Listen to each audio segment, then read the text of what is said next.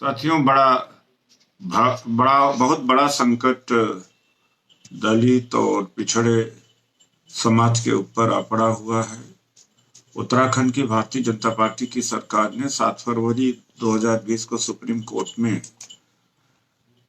Argue किया, पक्ष रखा कि आरक्षण संवैधानिक अधिकार नहीं है, मौलिक अधिकार नहीं है।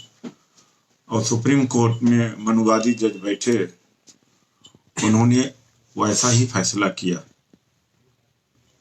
आश्चर्य मुझे होता है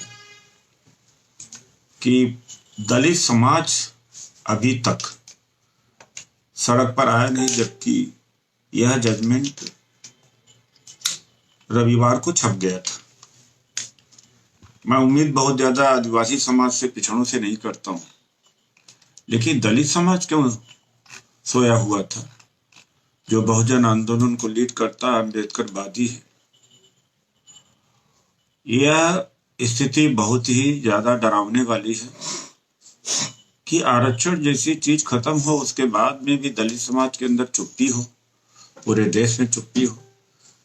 और संडे को ही लोगों को निकल जाना चाहिए था विरोध के लिए। मैं एक जामिया का उदाहरण देना चाहूंगा कि वहां पर छात्रों के ऊपर लाठीचार्ज हुआ शाम के समय, और उनके ऊपर केस बनाए जा रहे थे। डर का माहौल एक पैदा हुआ था। लेकिन जेएनयू के जो छात्र, जिनको आरक्षण का लाभ भी नहीं मिला, और वो लोग 9 बजे तक 10 बजे तक दिल्ली के पुलिस हेडक्वार्टर को घेर लिया। यानी 2-3 घंटे के अंदर सब पहुंच गए, हजारों की संख्या में। दलित समाज को तो संडे शाम तक घेर लेना चाहिए था पूरे देश में, लेकिन अभी तक कुछ नहीं किया। हम आज ही इसके खिलाफ आंदोलन करते, क्योंकि आज दिल्ली के अंदर चुनाव का घोषणा हो रही है। ऐसी स्थिति में कोई जीते कोई हारे, कोई एक सवाल तो बनता है, लेकिन उससे भी बड़ा सवाल ये बनता है कि हमारा जब सब कुछ समाप्त हो रहा है, तो उसके लिए आज ही लोगों को निकल जाना चाहिए था, या 9 तारीख को, चूंकि 8 तारीख को जजमेंट 9 तारीख को जजमेंट छपा है, 10 तारीख को हमने प्रेस कॉन्फ्रेंस किया, और आज हो गई है 11 तारीख।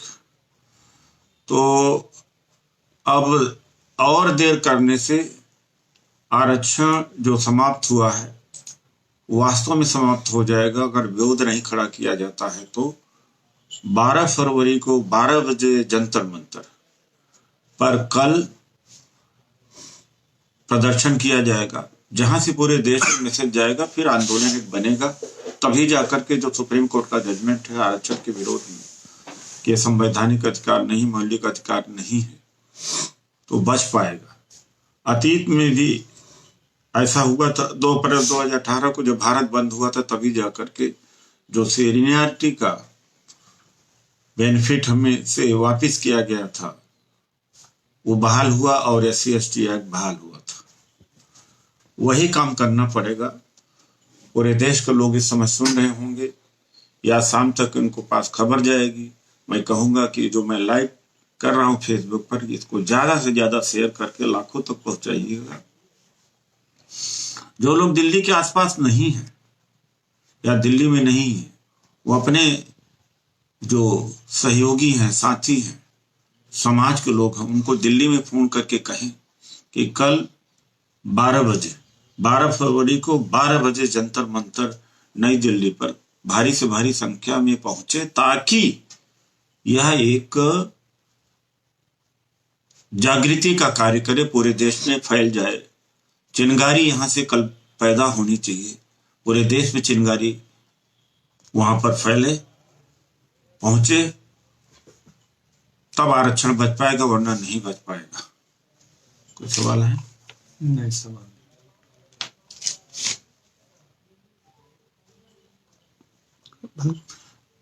मैं मुस्लिम समाज से भी अपील करूंगा कि जैसे CA NRC में ज्यादातर दलित समाज के ही लोग, उनके साथ खड़े हुए ओबीसी के समाज के बहुत कम खड़े हुए। तो ये उनकी भी परीक्षा है कि कल जंतर मंतर पर दलित पिछड़ों का समाप्त हुआ है। 12 फरवरी को 12 बजे भारी संख्या में पहुंच करके ये जो रिश्ता बना हुआ है, ये एकता बनी हुई है, इसको मजबूती दें। अगर वो नहीं पहुंच पाते, मुस्लिम समाज नहीं पहुंच पाते, तो जो सीए एनआरसी का के खिलाफ में आंदोलन चल रहा है, उसमें एक भ्रम पैदा होगा कि ये लोग तो जब आरक्षण समाप्त होता है या दलित का जब मसला आता है तब नहीं निकलते हैं। इसलिए मुस्लिम समाज से भी मैं ये अपील करता हूँ कि उनके लिए भी बहुत ये जरूरी है।